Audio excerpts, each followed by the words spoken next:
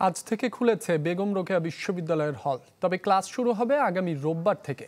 আরো জানাতে সরাসরি যোগ দিচ্ছেন ফখরুল শাহীন। ফখরুল, দীর্ঘদিন পর হল খুলেছে, শিক্ষার্থীরা আসতে শুরু করেছে কিনা, শিক্ষকরা কি বলছেন?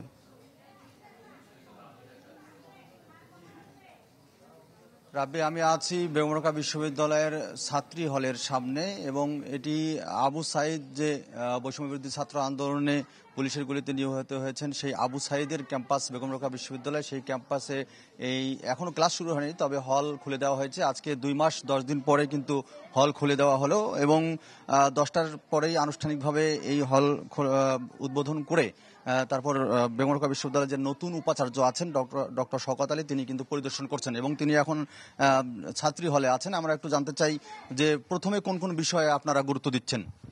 ধন্যবাদ। আমরা মেইনলি যেটা দেখতেছি, বৈধ ছাত্রীদেরকে আমি ছাত্র হলের ছাত্র উঠিয়ে দিয়েছি, এখন ছাত্রীদের হলে আসছি।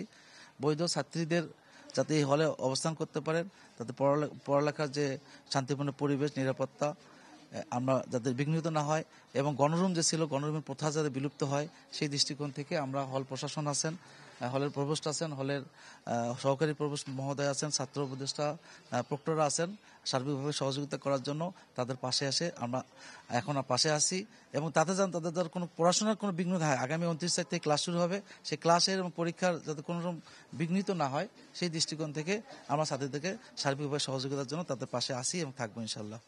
জি, ধন্যবাদ। এবং আমরা এর আগে দেখেছি যে দুটি ছাত্র হল যে রয়েছে সেগুলোতেও কিন্তু সকাল 10টার পরেই এই নতুন উপাচার্য তিনি কিন্তু পরিদর্শন করেছেন এবং হল খোলার যে খবর সেটি কিন্তু শিক্ষার্থীরা আগে পেয়েছেন এবং সেই হিসাবে কিন্তু তারা হলে অবস্থান করছেন। তো এই ছিল এখানকার সর্বশেষ।